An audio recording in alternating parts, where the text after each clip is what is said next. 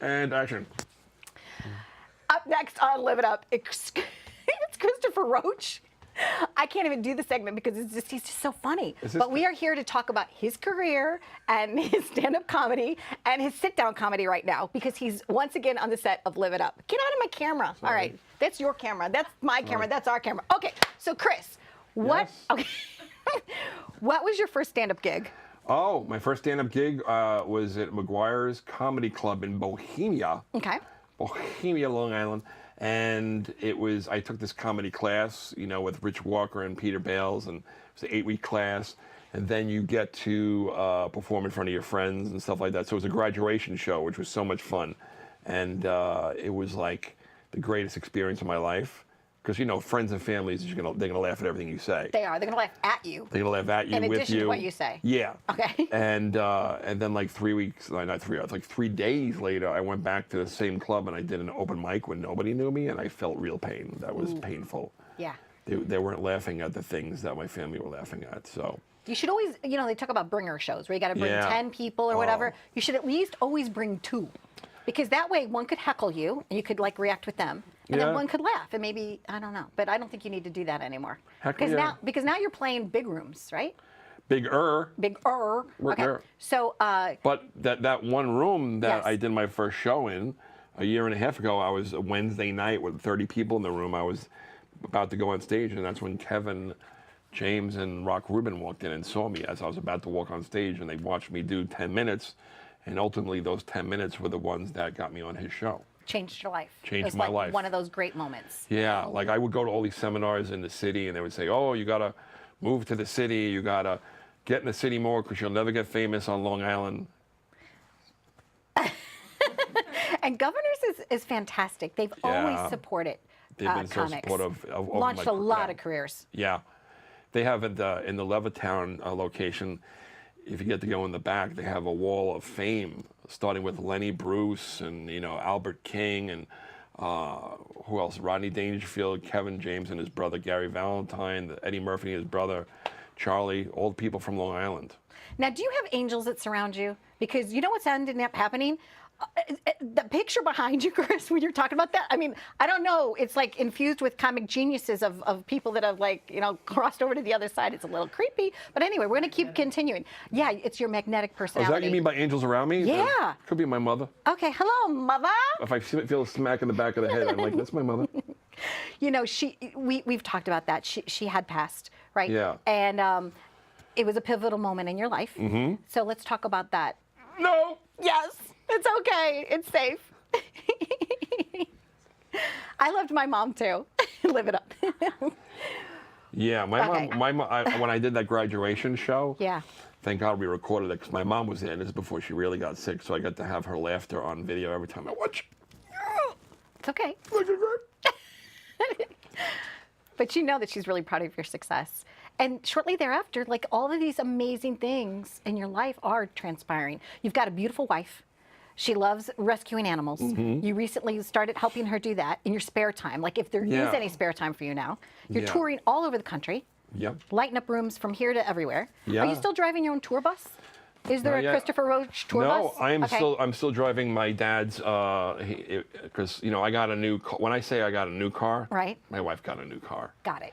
I'm still driving the Lincoln Town Car, 97, that I actually built, but right before I got on Kevin's show, I was really trying to learn how to be a mechanic because I said to my wife, if this is as good as it gets, I'm gonna have to learn to work on cars because if I'm gonna take this car all over the road, I gotta learn to fix things in case it breaks down.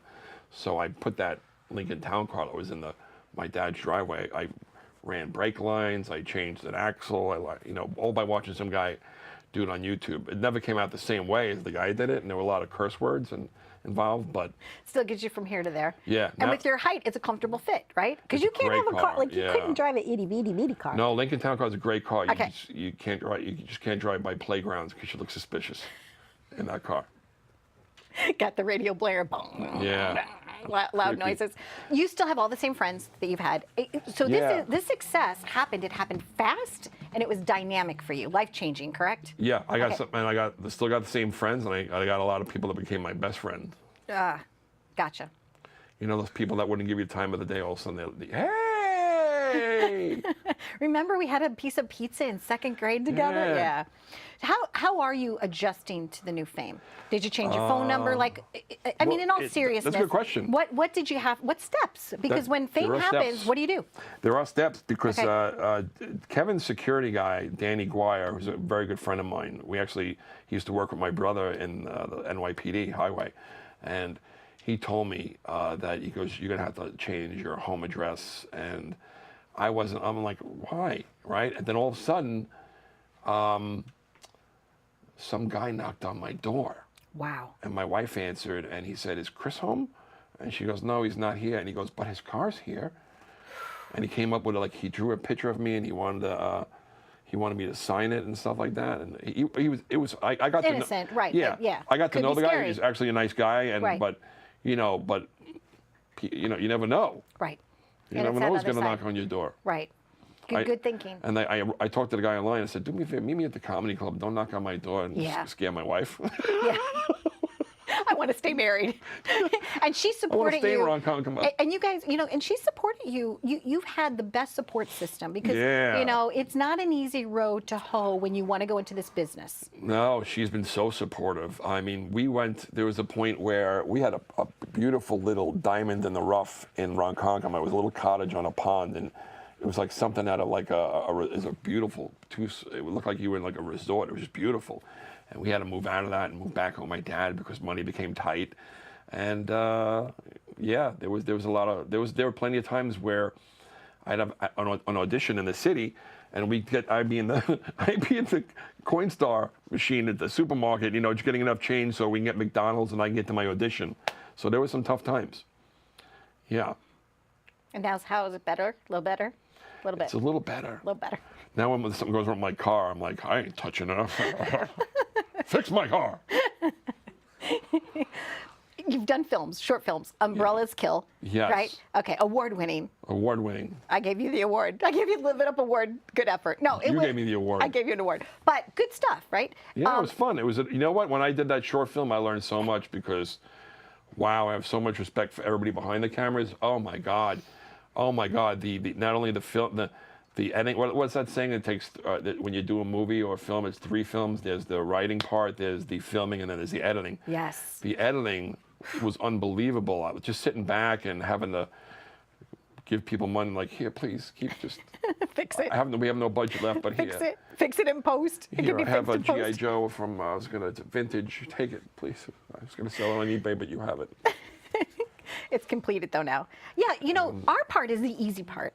You're right. Being Donna, being Chris, easy. That's so easy. So easy. And we're so blessed to do what we love to do now. I love watching the people work. But I have the most amazing Live It Up family and crew, bar none. She's not saying that because you guys are here either. Yeah, because if I don't say something nice, they're going to cut the cameras on me anyway. So no. Aren't they amazing? No, they really are. They truly are. Even like watching the sound guys work and the PAs and the people, like just watching them build the sets. Like somebody asked me, people asked me like, hey, where were you when you filmed that scene? Like, we were in Bethpage in the studio. Like, what?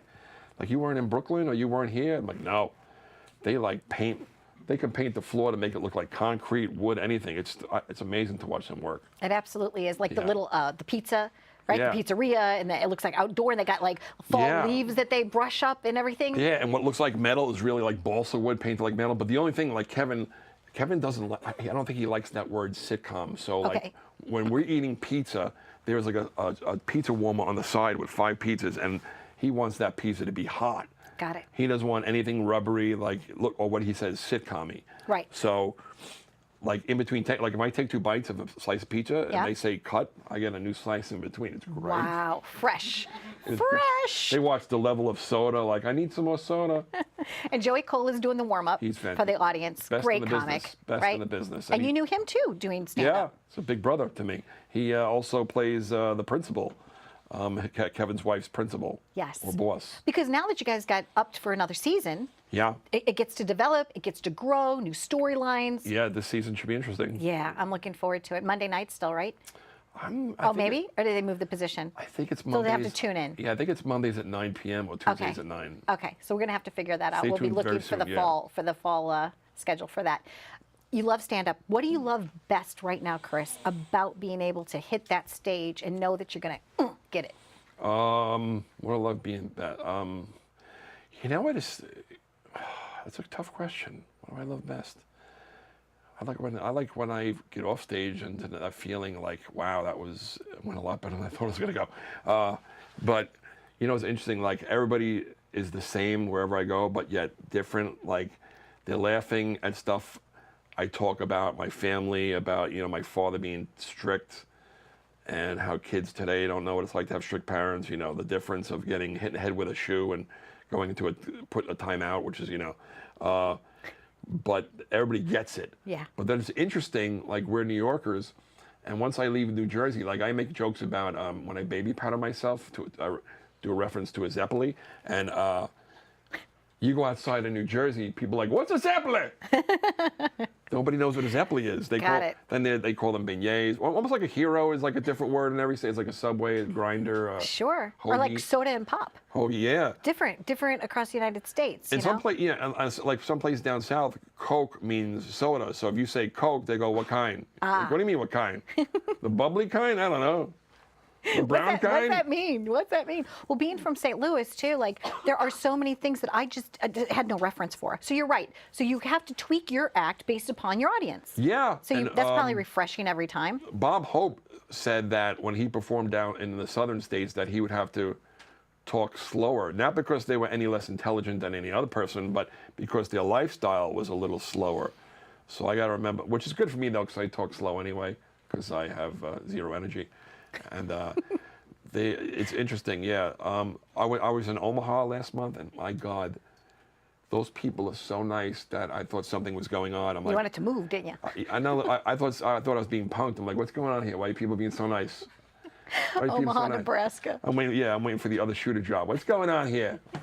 Well, speaking of cars, speaking of cars that broke down, July 4th. Oh, you told me your car broke down. My car literally broke down. Chris, I could have used your talent. Where were we going again? I went up to see my aunt in Wausau, Wisconsin. I drove 20 hours to see her. I was coming out 10 hours home, July 4th, 6:30 in the morning. I want you to write the screenplay, and we'll do Umbrella's Kill, and then it'll be like July 4th in the middle of America, how wonderful those people are. They're so nice. So nice.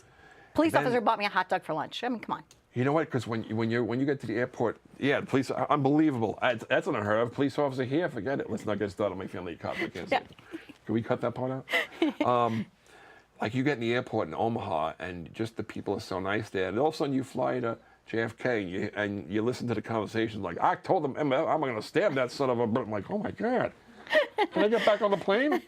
But we both live here on Long Island. We're proud to be you miss it. From here. Yeah. And you know. You love how nice they are, but after a while, you're like, oh, I got to get back home and have somebody tailgate me and threaten me or something. Exactly. They're too nice. You need people drawing pictures of you and showing up at your front door. Yeah, showing pictures, yeah. Chris, thank you. Thank you. Christopher Brian Roach. The one, the only. Me. That's you. Yay! Big round of applause. I love working with you. Oh, wait, we forgot one more thing. What? Ron Konkoma.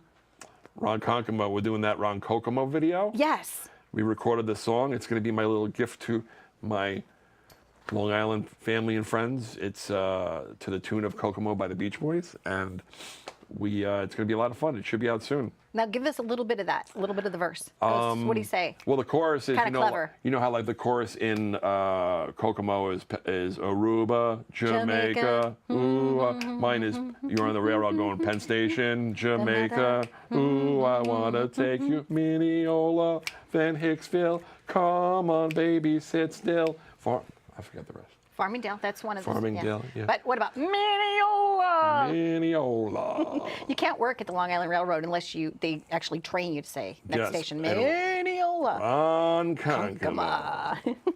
It happens in Ron Konkoma. Thank you so much. Thanks so much, Donna. My good friend. I love you too. All right. I hope you enjoyed this intimate portrait of Christopher Brian Roach. It wasn't so intimate he didn't take off his shirt, but he might in the next episode of Live It Up. Stay tuned for more. You didn't take off your shirt. What are you thinking? Like, oh, sorry. You're supposed to take off your shirt. We already discussed that. I didn't baby powder my boobs. I would have.